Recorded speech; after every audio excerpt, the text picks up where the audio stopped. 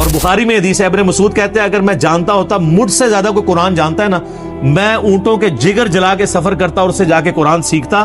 میں نے 80 صورتیں نبی علیہ السلام کے پیچھے نماز میں کھڑے ہو کے یاد کی ہیں، ڈائریکٹ آپ علیہ السلام کی تلاوت سن کے۔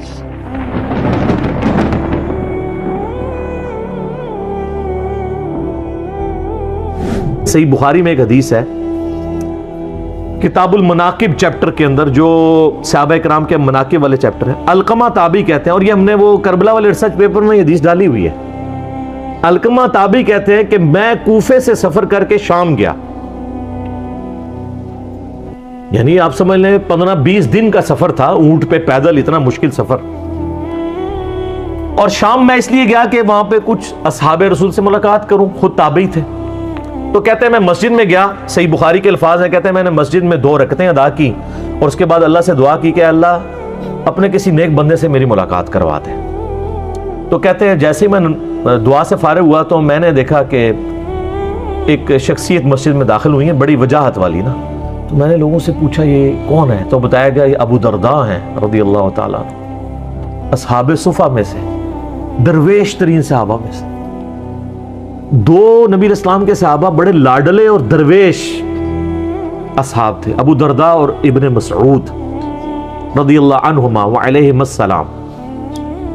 اسی لیے دیکھیں سیدنا عمر نے جب رومن امپائر گری ہے نا، تو وہاں کا چیف جسٹس لگایا ہے ابو درداء کو، اور پرشین امپائر جب گری تو اس کا چیف جسٹس لگایا ابن مسعود کو۔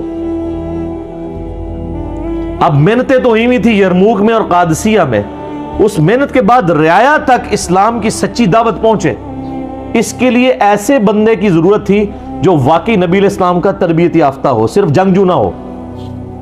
تو وہ پھر ابو درداء اور ابن مسعود ہی ہو سکتے تھے، جو نبی علیہ السلام کے ساتھ وقف تھے، مسجد میں ہی رہتے تھے، آپ سے تعلیم حاصل کرتے تھے۔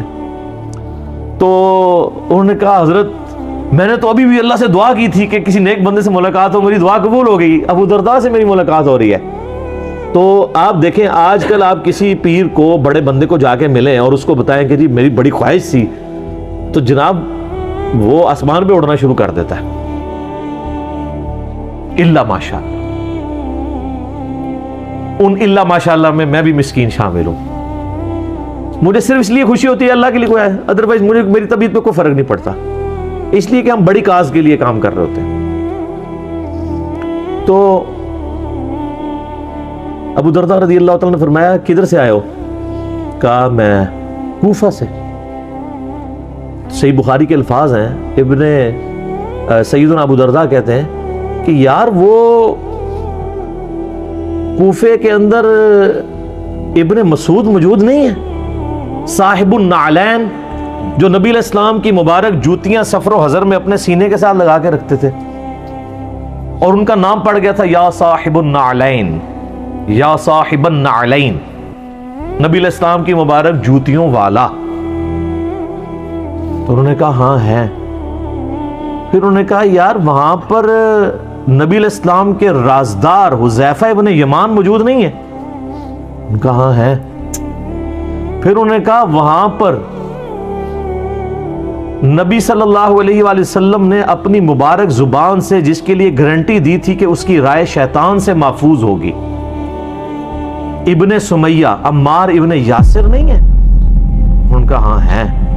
تو انہوں نے کہا تم اتنی دور سے اتنے 3 بڑے بندوں کو چھوڑ کے شام میں کیا لینے آئے ہو؟ ہائے ہائے۔ تو یہ امام بخاری نے ان 3 اصحاب کی فضیلت پہ جو چیپٹر باندھا ہے نا، تو یہ حدیث لی ہے۔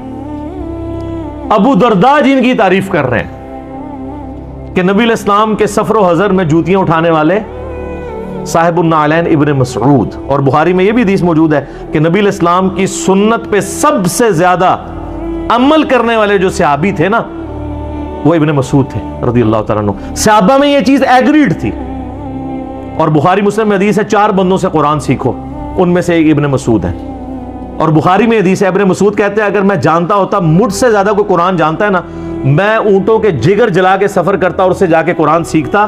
میں نے 80 صورتیں نبی علیہ السلام کے پیچھے نماز میں کھڑے ہو کے یاد کی ہیں، ڈائریکٹ آپ علیہ السلام کی تلاوت سن کے۔ اچھا یہ کچھ تکبرانہ ان کے الفاظ نہیں تھے، ان کو یہ تھا کہ یار میں نے ایفرٹ پٹ کی ہے اس کام کے لیے۔ آج کل یوٹیوب پہ کلپ آتا تو ان کا نا میں کرتا ہے. میری باتوں سے کئی لوگوں کو جواب مل گیا ہوگا. سر جس نے ایفرٹ پٹ کیا وہ بتانا چاہتا ہے اور اس سے آپ سے کوئی اجر نہیں مانگتا, چندہ نہیں مانگتا, کھال نہیں مانگتا قربانی کی, نہ آپ کی کھال مانگتا ہے. تو ابن مسعود رضی اللہ تعالیٰ عنہ اور دوسرا حذیفہ ابن یمان کو آپ علیہ السلام نے 12 منافقوں کے نام بتا دیے تھے جو انہوں نے آگے نہیں بتایا, اس لیے میں بھی آپ کو نہیں بتا سکتا. وہ جو صحیح مسلم میں ہے کہ ان کو دوبیلا پھوڑا نکلے گا, بس اتنے.